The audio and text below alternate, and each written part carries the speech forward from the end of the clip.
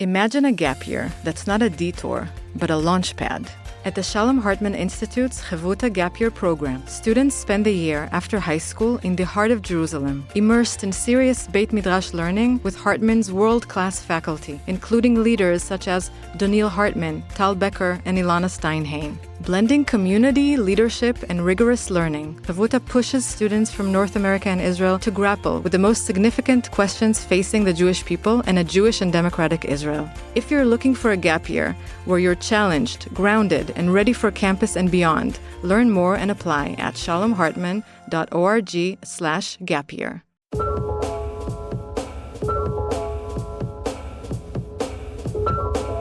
Hi everyone, welcome to Identity Crisis, a show from the Shalom Hartman Institute creating better conversations about the essential issues facing Jewish life. We're recording on Wednesday, January 7th, 2026, on my 49th birthday. We're grateful to the Charles H. Revson Foundation for supporting the Shalom Hartman Institute's digital work, including our show, Identity Crisis. The effort to build a liberal society, which is to say a free society, a society committed to maximizing the freedom of the people in it, is beset by a paradox. Freedom for all requires that everyone relinquish some amount of freedom. Sir Isaiah Berlin described this in reference to maintaining balance, that our societies have to weigh and measure, bargain and compromise between our competing commitments to freedom and justice in order to make sure that all of us have as much as possible of what we need, acknowledging that no one really gets to be fully free to have or to do whatever they want.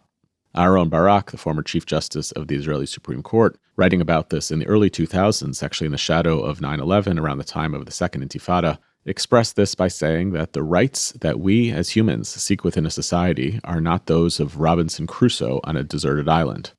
Our rights are interdependent not only with the rights of others, but the needs of the society itself. Sometimes those constraints are going to constrict liberty itself. But the critique of liberalism and the ways that it actually can shut down liberty, that critique goes deeper than simply what I've described. It's sometimes even characterized as the paradox of subjugation. Critics of liberalism, and there are more and more of them today, argue that the very effort to construct a liberal society requires not just the balancing of the needs of various people, but the actual subjugation of some to make possible the freedom of others. This underlies what I would call a pessimistic reading on the rise on the American left about America's founding, characterizing it as not a free society, but as an oligarchic society that pretended to liberalism, but actually depended on chattel slavery and other forms of economic injustice in order to create its vision for American democracy. And it goes beyond the borders. In what ways does the effort, or has the effort, to build strong liberal democratic societies depended on power wielded over other countries and peoples, on economic subjugation on others, on, in the American context especially, a kind of American imperialism that we don't really want to talk about. As these questions rise, proponents of liberalism, I put myself in that camp, find ourselves increasingly squeezed between worldviews that respond to this tension in opposing ways. The ascendant right in America and all over the globe stops apologizing for the power that it affords itself and that it wields over others in advancing its self-interests, a power which then often metastasizes into authoritarianism. The left, meanwhile, translates that paradox of subjugation into a broader claim about the fundamental illegitimacy of liberal societies. It argues that liberalism was always a lie and therefore seeks their unmaking. This is the squeeze for liberals today, trying to persist in a squishy place in our attitudes towards patriotism and love for country, in our belief in the possibility of progress, in our recognition of the paradoxes that beset our liberal project, our attitudes towards power, and ultimately in our hope that we can continue to pursue the liberal project in spite of these mounting challenges. Let me just zoom into that key word in the last sentence, our attitudes to power. Our organization, the Shalom Hartman Institute, is pro-liberal democracy. We call ourselves liberal Zionist. We have long taught on the ways that Judaism possesses far more sophisticated thinking on how we're supposed to relate to power beyond the current silly binary of power as moral evil versus powerlessness as a moral good, mostly a Christian idea, or the version, also silly, on the right, rooted in a kind of veneration of power. The grand experiment for many of us liberals who believe in the necessity of the state of Israel is ultimately the question of whether the power that the state wields, something the Jewish people do not have a lot of experience with, whether that power will save us or destroy us. I answer that question differently depending on the day. Into this mix, primarily concerned about America, but I would not say unconcerned about Israel as well, comes Shadi Hamid, a columnist at the Washington Post, a senior fellow at Georgetown, the author of several books, with a new and provocative offering entitled The Case for American Power, a liberal argument for American global dominance. Shadi's book is a case against the squishiness that I alluded to earlier. It's both a personal and analytical take that tries to balance the realism of living in a world in which power is an irrefutable reality, nevertheless requiring of us the commitment to democratic ideals and norms, which should not only keep it in check, but maybe are the framework through which that power is supposed to be expressed. It's interesting, I woke up this weekend and realized we were going to have to do a show on Venezuela. That wasn't like part of the plan. We don't really do much on Venezuela at the Shalom Hartman Institute. And fortunately, I remembered that a show on literally the case for American power was already scheduled for this week. For better or worse, I suppose, I think we're witnessing the first solo gambit of the Trump doctrine about American power, a different way of asserting, maybe reasserting American power and global dominance on the map. It feels like a powerful opening frame to today's conversation. Shadi, thanks for coming on the show. And let's start with Venezuela. I'd love your take on whether we're supposed to be surprised by this, what story you think it tells about the version of American power that the Trump administration represents, and then we can get into how, my guess is, you feel very differently about the case for American power that you're trying to argue for. Yeah, sure. Well, first of all, thanks so much for having me.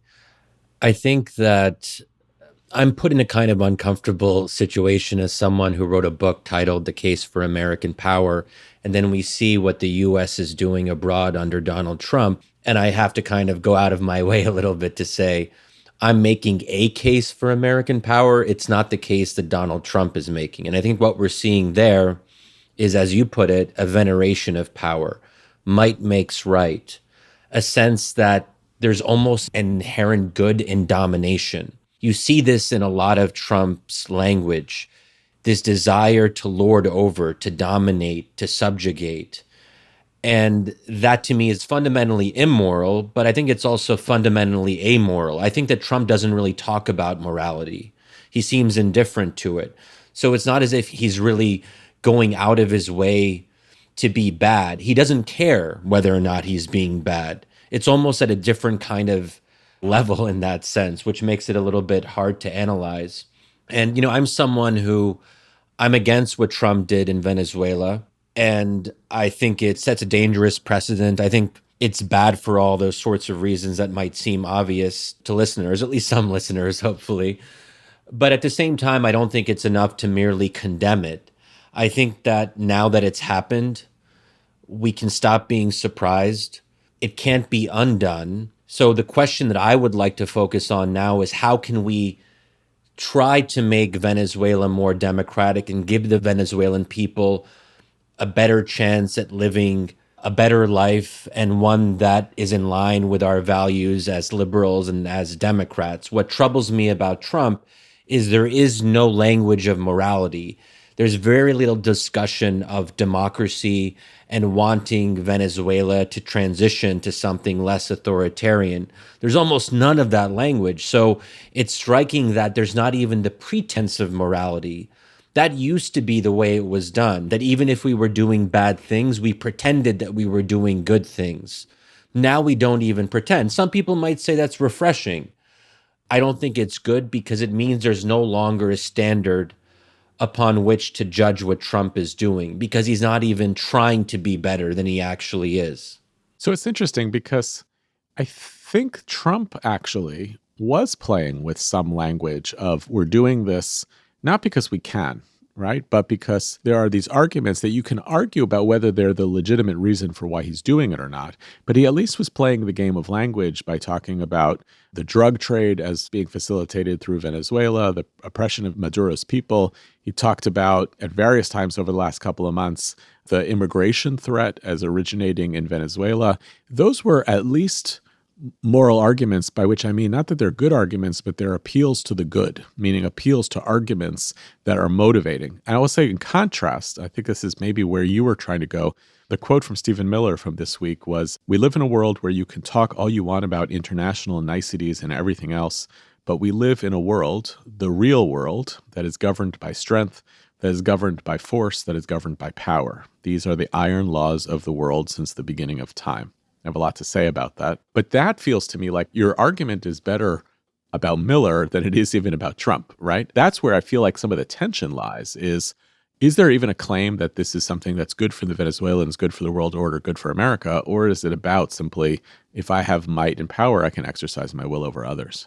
Well, I think that before the intervention, there was language about values and morality and the oppression of the Venezuelan people. What Trump has focused on since the intervention is largely about the oil. We want control of their natural resources. We want an oil empire. It's going to be good for American corporations. Now, you might say that that's good for America. So maybe there's some moral component there if you think that capitalism is always a good thing, even if it's predatory. But I guess what I'm speaking to more is that there seems to be no concern about the Venezuelan people because we've left the regime intact.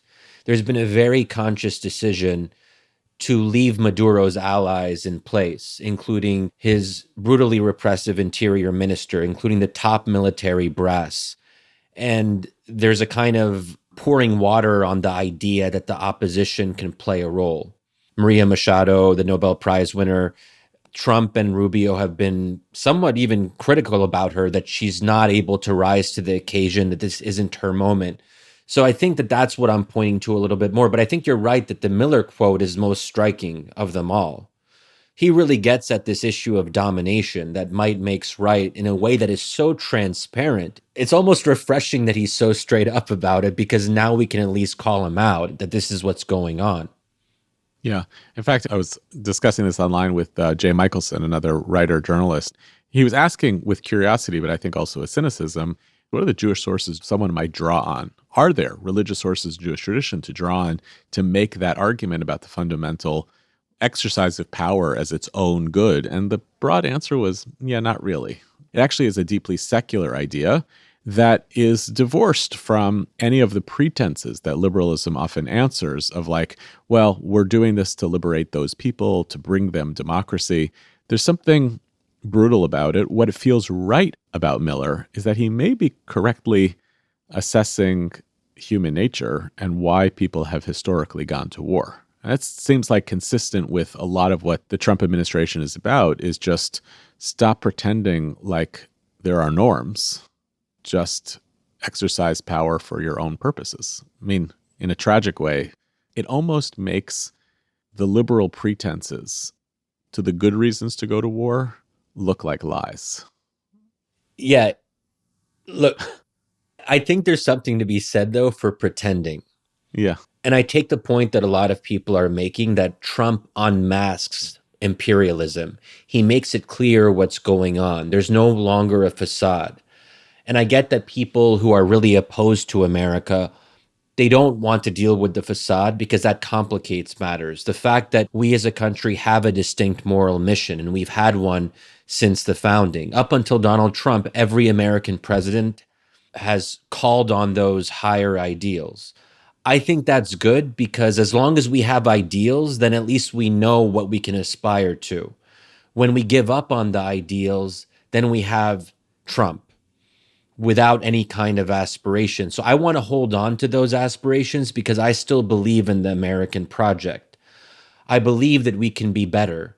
I think that the record of American foreign policy is checkered at best and tragic and terrible at worst, especially in the Middle East. And I've been a longtime critic of what America has done, especially in the region. But that doesn't prevent me as an analyst and as an advocate in some ways to say that America, just because we've been bad in the past, doesn't mean we're doomed to repeat those mistakes in the future.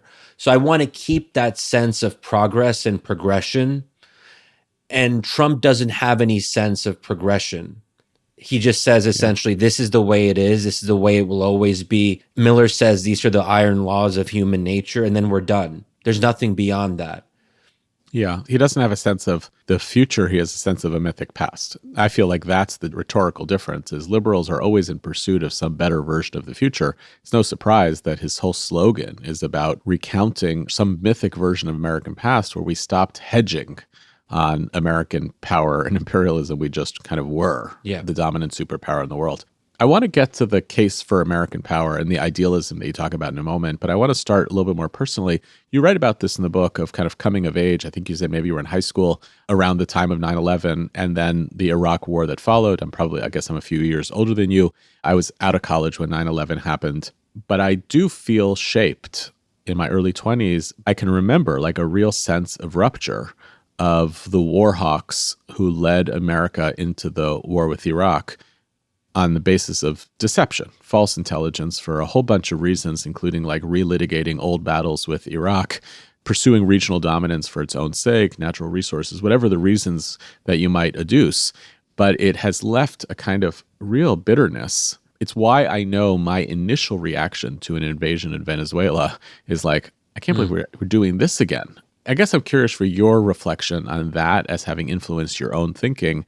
And in what ways are those memories helpful to us? And in what ways do they actually obscure our ability to analyze what's taking place now that might be meaningfully different than something that formed our viewpoints beforehand? Yeah, so I was a freshman in college when 9/11 happened. So I was 2 weeks in. So in that sense, it was the decisive moment. It changed my life. Sure. I was politicized after that. I decided that I wanted to write about politics. I was angry at the US for what it did post 9/11. I was really active in the anti-war movement, about Iraq, of course. And I was organizing on campus at Georgetown. And I was one of those classic leftists who was reading Noam Chomsky and kind of buying into that standard critique that America is a font of evil and destruction in the world, and that America is the problem that has to be solved effectively. I mean, I still think that America has often been a problem, but I think my prescriptive lens has changed. I don't think that we have to accept that America is always bad, forever bad. That, as I was sort of alluding to earlier, that we're capable of change, where I think the leftist critique doesn't allow room for that possibility of change, that America is always going to be this imperial force that destroys the third world. And America is made up of individuals. People who wield policy have different views depending on the administration. If we elected someone like Bernie Sanders, then presumably America would have a different foreign policy towards the Middle East. So this idea that America is one thing always is something that I want to resist. But I mean, at that time, I was very much a skeptic about all things American foreign policy. That started to change a little bit with the Bush administration's freedom agenda. And I saw some positive things there. That's when George W. Bush was willing to put some pressure on Arab autocrats to open up their political systems. This was mostly in 2004, 2005. And that's when my view started to shift a little bit. I saw how power could be used to promote the values that I care about. What do I care about? I'm a big pro-democracy person. And I think that one of the moral stains on America's record is supporting these pro-American Arab dictatorships in places like Egypt, Saudi Arabia, the UAE, Morocco, Jordan. I mean, that's kind of most of the region. So I've been very critical of that. But I think that American power can be used to criticize that, to oppose that, and to maybe help Arabs live freer, more democratic lives eventually. It didn't turn out that way, of course. The Arab Spring failed and so forth, but I still hold out hope that one day the US can actually live up to its values abroad. And that was the promise of the George W. Bush administration and the Freedom Agenda. So I'm very critical of Bush for the Iraq War, but I'm more sympathetic to him because of the Freedom Agenda. So the developmental arc for you went from feeling like, because of America's history of political intervention, it was an imperial force that was using force for bad, to feeling like, well, America has power, it might as well use its power for good. Yeah, I think that a part of it for me too was to see how the neocons were able to kind of capture the levers of American power, that this was a small group of ideologically committed individuals. A lot of them knew each other in grad school, and they had ambitions, they had ideals. I don't agree with their ideals, especially in regards to the Iraq War, but I think that I appreciated what they were doing. This idea that they thought that they could actually wield power in a way that was aligned with their aspirations. I think all of us should aspire to that if we have ideals, we should want to use power to promote those ideals instead of seeing power as something dirty. Mm-hmm. And I think on the left, you see a lot of skittishness about the very idea of power. I think, as you put it, there's almost a kind of moral purity in the idea of powerlessness, which is, I think, as you said, more of a Christian idea, or a certain kind of Christian ideal of being without power, of being weak. I don't think there's anything to be especially happy about when you're weak. That doesn't make you morally pure. And that it's better to have more power than less power. So what I want to do in the book, and what I'm trying to do in my writing more broadly, is to say to the left and progressives, and also my fellow Arab and Muslim Americans who I think are very distraught over what America is doing in the world, especially in Gaza, that there is a better way, that America is worth fighting for and believing in. But the way you do that is by participating in the system instead of exiting the system altogether. How would you summarize or characterize what you understand that American vision or American project to be about?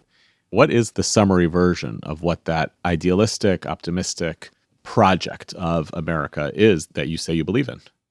In short, to make the world safe for democracy. That might sound a little bit imperialistic, although it wasn't. So I just want to clarify what I mean here. It doesn't mean going around and toppling dictators through military force. When I think about power, I usually think about it in terms of, that could be diplomacy, it could be political pressure, it could be using our aid packages to incentivize regimes to behave better. It could mean soft power. I really want to get away from this notion that power is only hard, that it's only military, because that's what frightens people. And I think that's understandable because of the Iraq War. And to go back to your previous question, which I guess I didn't really get at this part of it, I think there's a danger of overlearning the lessons of the Iraq War. Not everything is Iraq all over again. There are bad interventions like Iraq, but there can also be good interventions. Bosnia in the 1990s, Kosovo also in the 1990s. We ended a genocide in Bosnia. That's something we should be proud of. We were a little bit late to intervening, but we ultimately did intervene and stop mass killing. We also stopped the invasion and occupation of Kuwait by Saddam Hussein and the Iraqi military. So there are things that we've done that we can look back to and say, okay, the record is not all bad. I mean, we can also go back to World War II, of course. We can talk about the Marshall Plan. We can talk about the security umbrella that we provided Europe. Europe wouldn't have been able to develop into the peaceful and prosperous European Union if it wasn't for that security umbrella. So the post-World War II era is one where there are things that Americans can be proud of. It just happens to be the case that the last 20, 25 years have been pretty bad and almost uniformly bad. I tend to think that the Libya intervention was positive. I'm one of the last people on the planet to make that case openly. I stand by that for reasons we don't necessarily have to go into, but there was a mass killing that was ongoing. Gaddafi was marching into Benghazi. The Libyan opposition was begging for us to intervene, and we did, and we were able to stop a mass killing while it was happening. Granted, Libya didn't turn out well afterwards, but that doesn't mean the initial intervention wasn't justified. I think there's also a case to be made that non-intervention can also lead to bad outcomes. The fact that we didn't intervene in Syria under Barack Obama, I think that led to tens of thousands, if not hundreds of thousands more Syrians being killed because the U.S. stood back and turned a blind eye to what was going on. And we said, oh, there's nothing we can do, when there was something that we could have done. So I think that is just to kind of paint a picture that's a little bit more morally complex about intervention. Great. So there is a version of the world which would say, if our objective is to make the world safer for democracy in the non-imperialistic way, as you said, if that's the goal, and if we have come to terms with the fact that there is such a thing as power and nation states, and we are better off working through those frameworks than it is against them, there's also a conceivable post-war consensus argument that that is best achieved through international alliances, international cooperation, which is actually at odds with the kind of European model, which is at odds with the idea of essentially America as, you even acknowledge in the book, something of an imperial superpower. We don't even know how powerful America is in the world. So here's my second version of the question of what the American project is about. It can't just be about making the world safe for democracy. It has to also be to do so within a framework in which America itself remains strong. What's your argument about why that's the best way for this to play out in the world, rather than building essentially greater parity between democratic regimes all over the world, the kind of collaborative model that also is facing its challenges today? I'm fine with the collaborative model. I just think we have to acknowledge that America will remain first among equals. This idea that we can share equal power with Europe, Europe doesn't even aspire to that. Europe doesn't have that ambition to be a military power. And I think our allies, for better or worse, are dependent on us. They still expect America to play that outsized role. And I think also with the so-called rise of China, and I say so-called because I think we overestimate China's power and we pretend that China is going to overtake us when there's actually very little evidence that it will achieve parity, either economically or militarily, anytime soon. Now, it's possible in the far-out future, but I think in terms of deciding how to proceed in the foreseeable future, America is going to be largely unchallenged. And I think what that means is, if America is going to remain the dominant power, whether we like it or not, then all the rest of us, even those who are skeptical of American power, we should think about, well, if this is the way it's going to be, let's at least use American power for better ends, for ends that align with our moral vision. And this is where I think to be truly powerful, you need to have some moral guidance. You need to have some moral constraint that guides the use of power. If it's power unconstrained, then you're inviting the kind of maxim that power corrupts, absolute power corrupts absolutely. So in some level, we want to be constrained because constraints can be good. We don't want full absolute freedom, whether it's as a country or in our own lives. That's why we know that unfettered freedom needs to be balanced by some level of wisdom and judiciousness. I think that at the end of the day, America is the only game in town. But even if it wasn't the only game in town, even if China was able to achieve parity, that would actually strengthen my argument more, that China is a brutal dictatorship. And if it's a choice between us and them, then the choice should be clear. Also, we're Americans, so we should want our country to be dominant. Putting aside all the moral arguments, if you're a citizen of this country, you're going to have an inherent bias towards the success of your own country. The idea that we should have a kind of self-contempt, a kind of self-hatred, I think is a very odd one. And I think those views are too often prevalent on the left. Maybe it's not self-hatred, but a kind of self-dislike.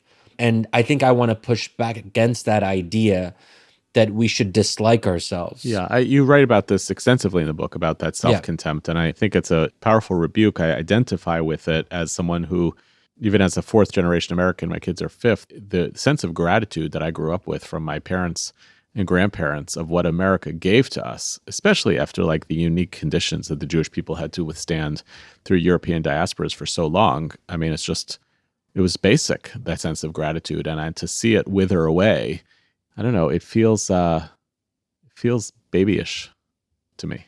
Like, I don't know, has very little historical awakening. I guess, though, probing at something you said if you're a citizen of your own country, you should want your own country to be dominant. And I think the one nudge back is I would say, well, maybe it's sufficient for my country to be safe. Maybe it doesn't have to be dominant. I think that's where even the case for American power goes off the rails a little bit, is when it insists that the only way this is possible is through American domination, as opposed to America making sure that it itself and the causes of democracy are safe around the world. Maybe the two things are dependent on each other. Maybe the only way it can possibly do that is through dominance.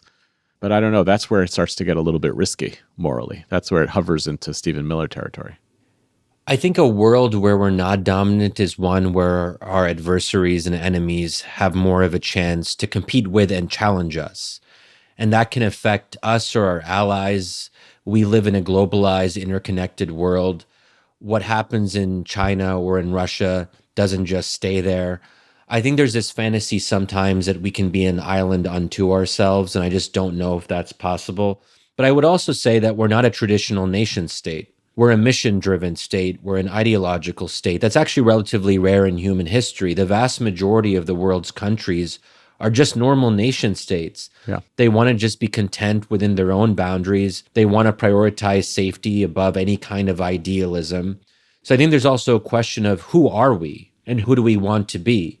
Do we want to become just like any other country? Is that something we're okay with? And I think there's a lot of evidence when you ask Americans in polling, do you care about these ideals abroad? Now, Americans may disagree on how that should be practiced or realized abroad, but there's generally a sense of pride that America plays a global role. And I don't think that's completely gone away. Granted that MAGA has pushed back against that idea, but if we look at MAGA as represented by Donald Trump's actual policies, that is not isolationism. It's very hard. Whenever you like scratch an American, you're not going to find, like, deep down, we're not isolationists. Right. And I think it's telling that MAGA can't be as isolationist as it originally wanted to be, that it's being dragged into this kind of aggressive international role. Yeah. The trickiest part of power is that once you get a taste of it, you recognize you're a hammer and everything else is a nail. And it actually gets worse when you start to lose it.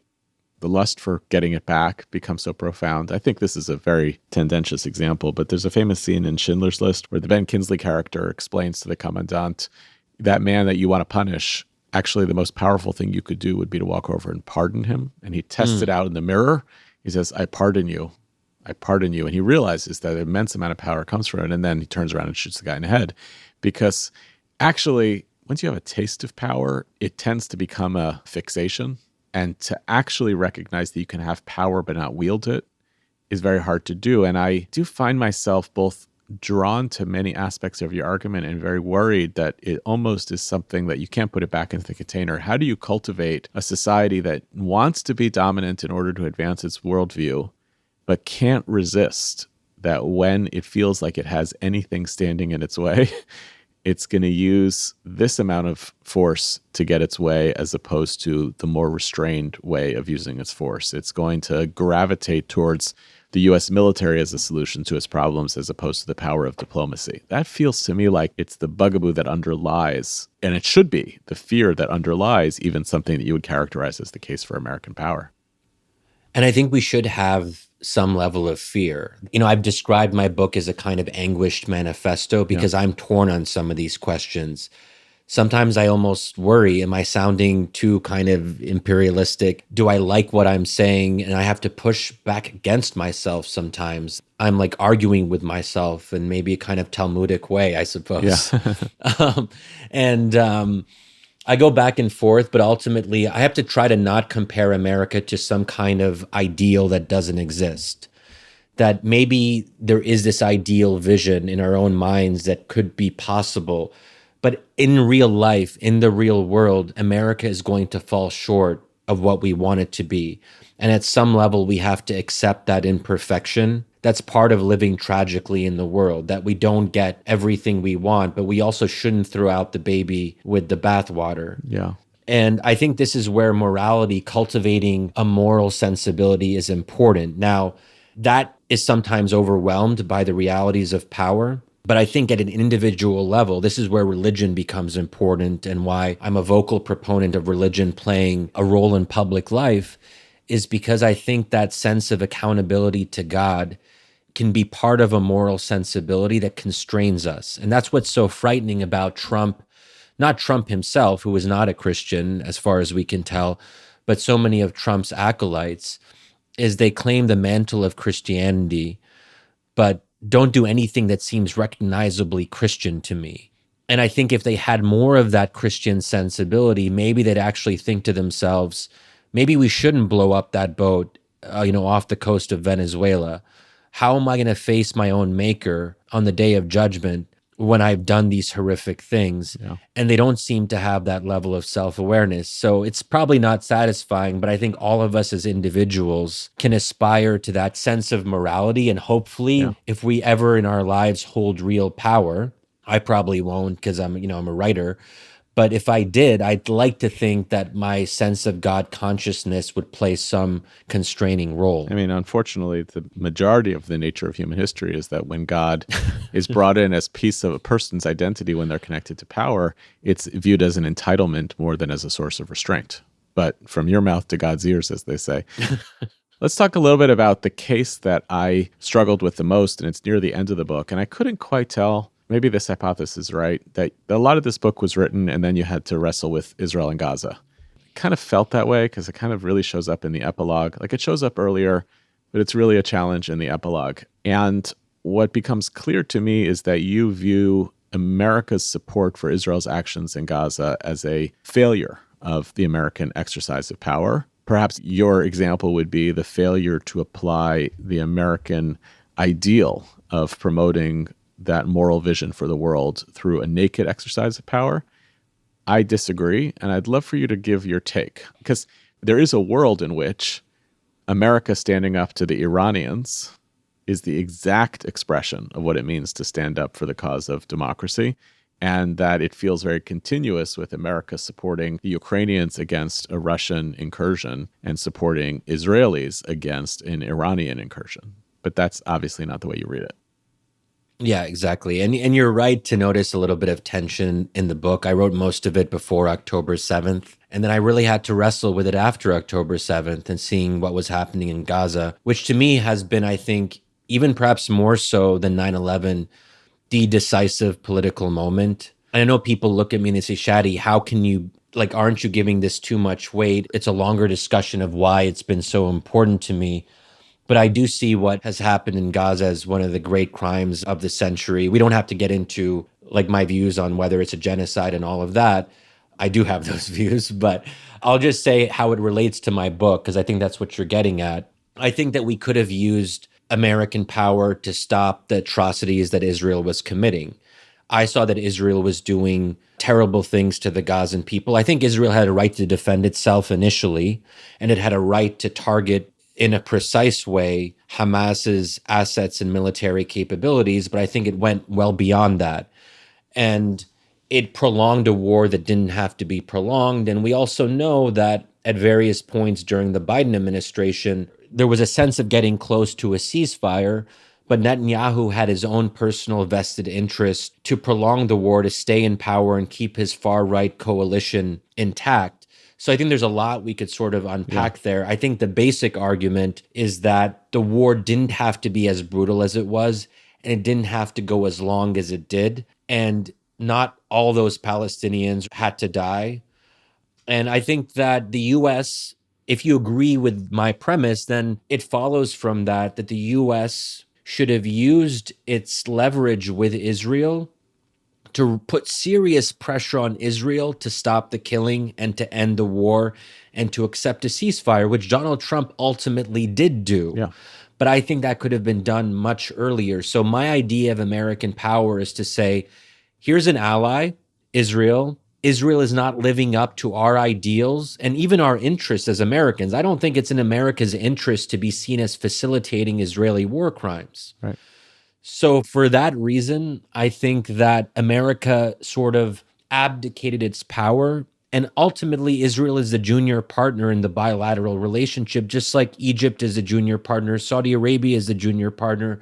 I think this applies to a lot of countries, not just Israel.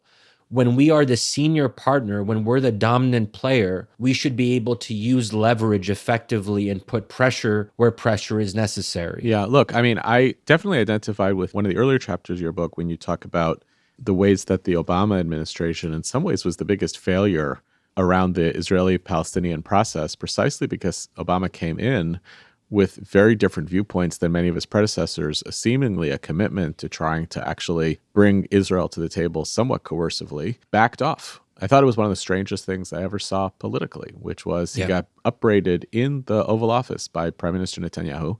And instead of being the president of the United States, who would say, what the hell are you doing? He just let it happen and then backed off. And it just became actually almost like a personal feud as opposed to, I don't care whether you like me or not. I actually hold all of the cards in this relationship, and I'm going to make this an instrument of American foreign policy.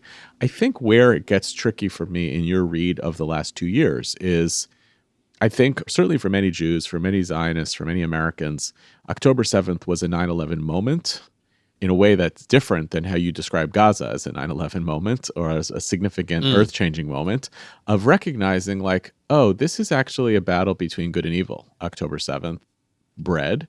Now, that's a very dangerous conclusion if you then think your job is to eradicate evil, but it means that the fundamental fight against Hamas, and all of it was enabled by Iran, was a legitimate war, a just war, and therefore the exercise of power in carrying out that just war is a legitimate exercise.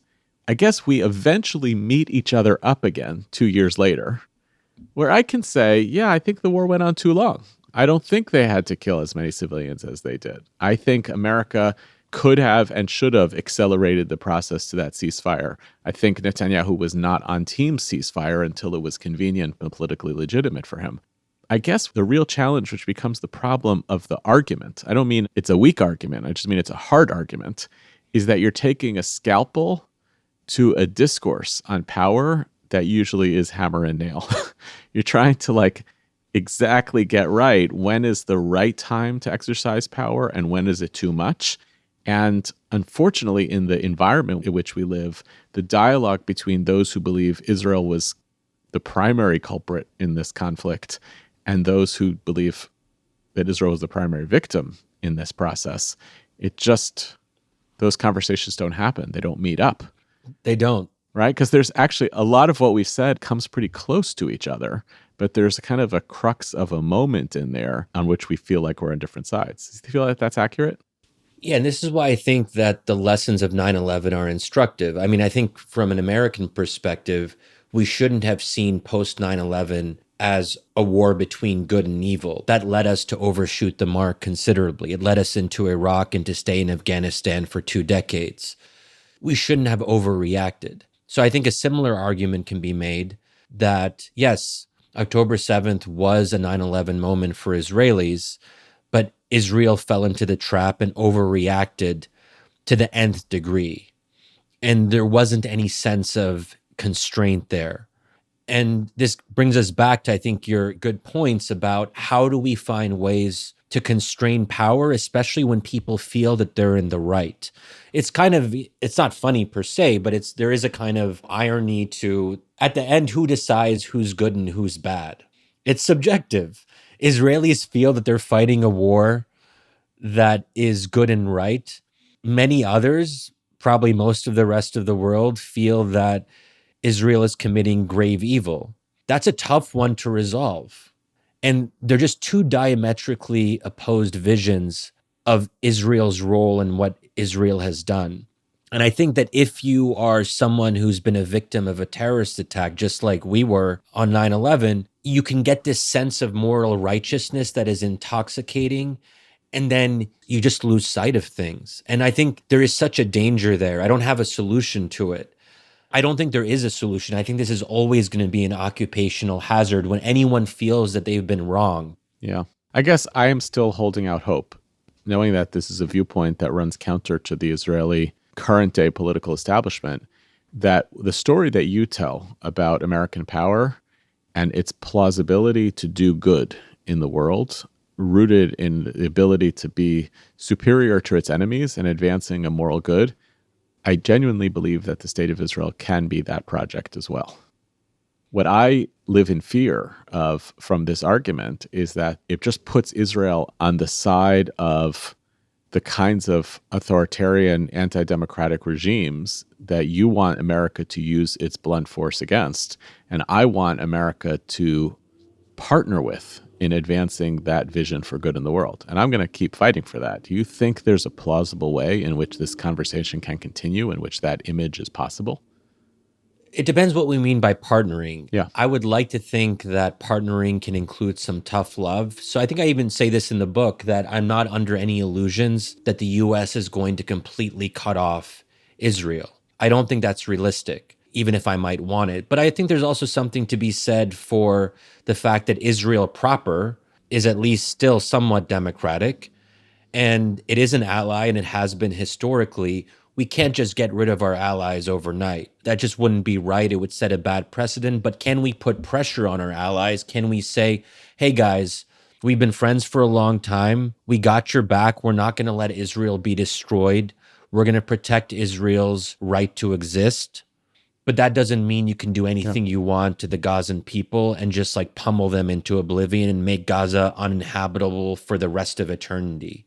Like, there's a way for us to say, sorry, guys, this is where we draw the line. And if you are our friends, you should listen to us because we're your friends. It's interesting, though, Shadi, in and of itself, that argument would be most antagonizing, ironically, to the current left.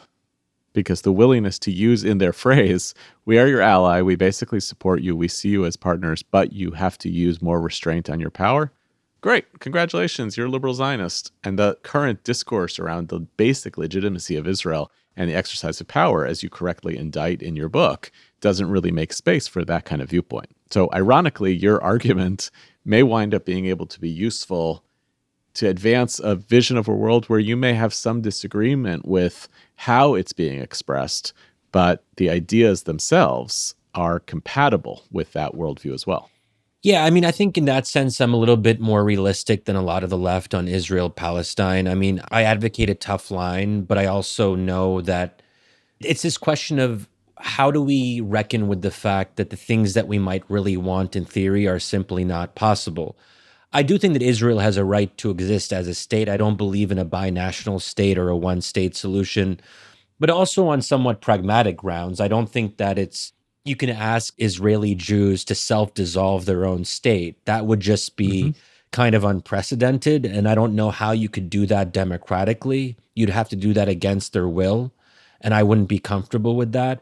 So I think at some level, I'm more sympathetic to a two-state solution, and if I say those things publicly, some of my pro-Palestine friends see me as kind of a sellout, but I've always kind of fit in a sort of uncomfortable space in that regard.